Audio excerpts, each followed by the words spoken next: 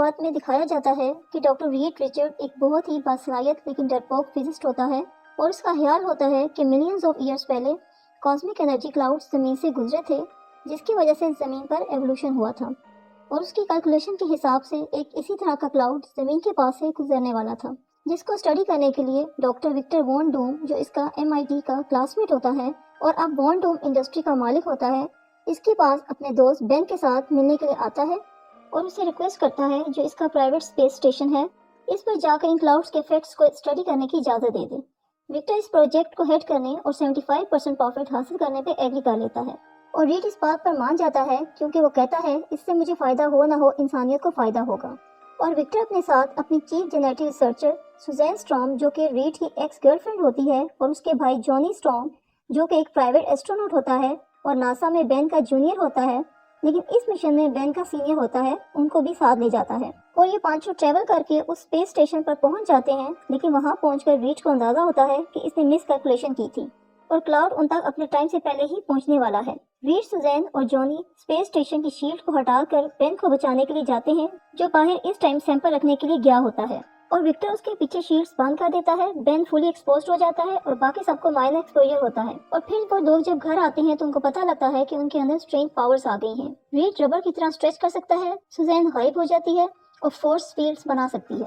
Johnny 4000 के से ज्यादा दर्जा हरारत पर आग में लिपट जाता है और उड़ भी सकता है, और बेन का सारा जिस्म पत्थर का बन जाता है और उसमें बहुत ज्यादा ताकत आ जाती है। और डॉक्टर वॉन डूम इलेक्ट्रिसिटी को कंट्रोल कर सकता है। बेन अपनी मंगेतर डेबी को देखने के लिए जब उसके घर आता है तो वो उसको देखकर डर जाती है और भाग जाती है। वो ब्रुकलिन ब्रिज पर चला जाता है और एक बंदे को खुदकुशी करने से बचाता है, मगर हादसाती तौर पर ट्रैफिक के अंबार का सबब बनता है। इतने में वहाँ बाकी सभी पहुँच जाते हैं और अपनी पावर्स का इस्तेमाल करते हुए सब लोगों को बचा लेते हैं और तमाम क्राउड उनको चीयर अप करता है। और वहाँ डेबी भी होती है और अपनी रिंग उतार कर जमीन पर रख देती है और बेन से रिश्ता तोड़ के चली जाती है। रीड वो रिंग उठा के बेन को देता है और कहता है मैं सब कुछ ठीक कर लूंगा और तुम दोबारा से नॉर्मल हो जाओगे। मीडिया उनको फैंटास्टिक फोर का नाम देता है और विक्टर ये सब देख कर परेशान हो जाता है। फैंटास्टिक फोर रीड की लैब में चले जाते हैं जो बैक्स्टर बिल्डिंग में होती है, और रीड इस कोशिश में लग जाता है कि किसी तरह बेन को पत्थर से इंसानी शक्ल में ले आए। विक्टर उनको मदद करने की ऑफर करता है, लेकिन वो मिशन की नाकामी का इल्जाम रीड पर लगाता है। रीड एक मशीन बनाता है जिसमें वो कॉस्मिक क्लाउड दोबारा बनता है, लेकिन इनको ये भी वार्न करता है कि या तो ये सारी पावर्स को दोबारा रिवर्स कर देगा और हम नॉर्मल हो जाएंगे,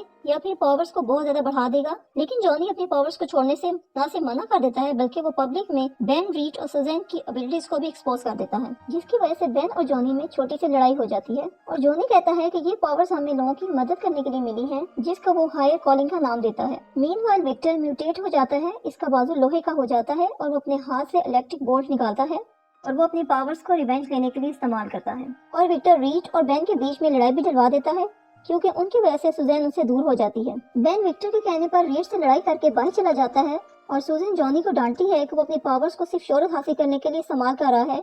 रीड इतने में मशीन को खुद पर इस्तेमाल कर लेता है, लेकिन वो इतनी एनर्जी पैदा नहीं कर सकता कि वो अपनी पावर्स को रिवर्स कर सके।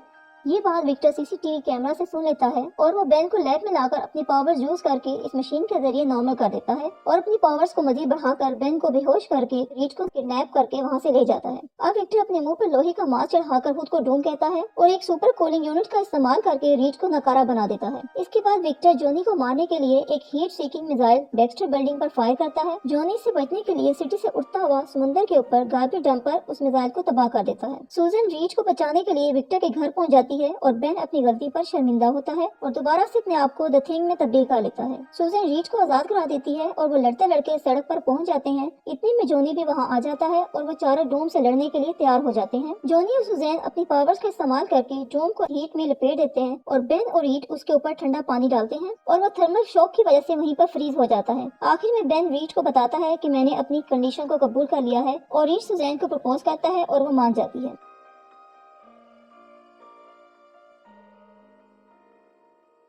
सिल्वर सल्फर अर्थ के एटमॉस्फेयर में एंटर होता है और कॉस्मिक एनर्जी रेडिएट करता है, जिसकी वजह से मैसिव मॉलिक्यूलर फ्लक्चुएशन होती है और जमीन की डिफरेंट लोकेशंस पर बहुत गहरे क्रेटर्स बनाना शुरू कर देता है। गवर्नमेंट जब ये सब देखती है तो वो रीड रिचर्ड से राब्ता करती है ताकि पता लगाया जा सके कि ये क्या हो रहा है।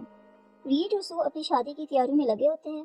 जैसे ही शादी की शुरुआत होती है तो रीड के सिस्टम सिल्वर सर्फर को न्यूयॉर्क की तरफ आते ही डिटेक्ट करते हैं। जहाँ रीड ने सिस्टम लगाया होता है, सिल्वर सर्फर इसको तबाह कर देता है। जबकि फैंटास्टिक फोर वहाँ आए लोगों को बचाते हैं और जॉनी स्टॉर्म सिल्वर सर्फर का पीछा करता है और इसे पता चलता है कि सिल्वर सर्फर एक ह्यूमनॉइड है। सिल्वर सर्फर जॉनी स्टॉर्म को पकड़ लेता है और इसको अर्थ के अपर एटमॉस्फेयर की तरफ ले जाकर नीचे फेंक देता है, लेकिन एन वक्त पर जॉनी स्टॉर्म अपनी पावर्स को रिएक्टिवेट करता है और गिरने से बच जाता है और एक डेजर्ट में लैंड करता है। जब वो घर पहुंचता है तो सू इसका टेम्परेचर चेक करने के लिए इसको हाथ लगाती है तो इन दोनों की पावर स्विच हो जाती है, लेकिन दोबारा टच करने पर सही हो जाती है।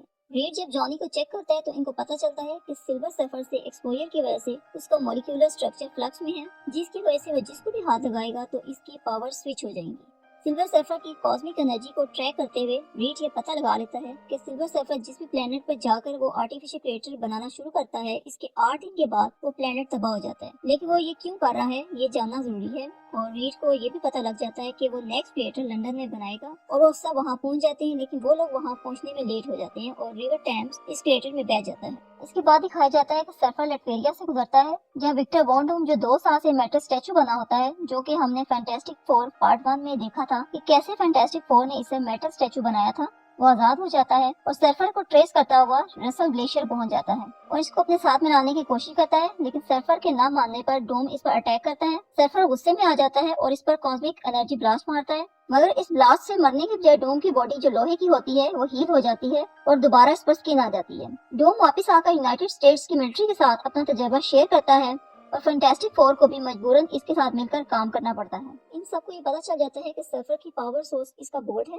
तो रीड एक पल्स जनरेटर बनाता है जिसकी वजह से वो सर्फर को इसके बोर्ड से अलग कर सकते हैं। लेकिन विक्टर खुफिया तौर पर एक और रिमोट बनाता है जो हमें मूवी के आखिर में पता चलेगा कि वो किस काम के लिए है। जब वो लोग जंगल में सर्फर को पकड़ने के लिए पहुंचते हैं तो सू का सामना सर्फर से होता है, तो वो इससे पूछती है कि तुम हमारी दुनिया को क्यों तबाह करना चाहते हो। तो सर्फर कहता है मैं तो एक डिस्ट्रॉयर का गुलाम हूँ जो बहुत सारे प्लैनेट्स इसकी एनर्जी हासिल करने के लिए तबाह कर चुका है और मैं इन सबसे तंग भी आ चुका हूँ, लेकिन अपनी दुनिया बचाने के लिए इसकी मदद करता हूँ। इतने में मिलिट्री इस पर फायर खोल देती है जिसकी वजह से वो डिस्ट्रैक्ट हो जाता है और पल्स जनरेटर का इस्तेमाल करके वो इसे पकड़ लेते हैं। मिलिट्री सर्फर को साइबेरिया में कैद कर लेती है और इससे इंफॉर्मेशन हासिल करने के लिए इससे टॉर्चर किया जाता है।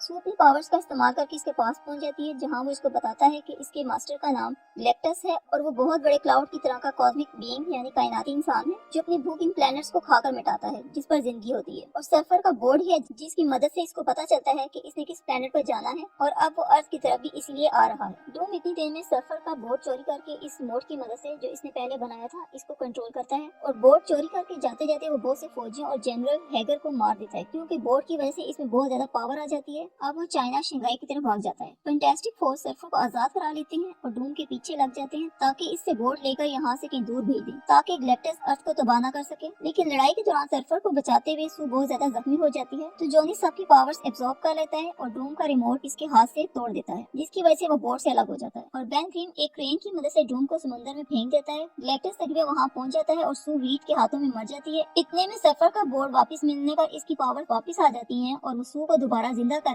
जॉनी की मदद से ग्लैक्टस की तरफ बोर्ड लेकर चला जाता है। अब इसके पास पहुंच के बहुत बड़े धमाके से ग्लैक्टस को तबाह कर देता है और बज़ाहिर खुद भी मर जाता है और मूवी के आखिर में हम देखते हैं कि रीड और सू की शादी हो जाती है। मिड क्रेडिट सीन में दिखाया जाता है कि सर्फर की बेजान बॉडी हवा में तैर रही होती है और फिर इसकी आंख खुल जाती है और इसका बोर्ड इसकी तरफ चला जाता है।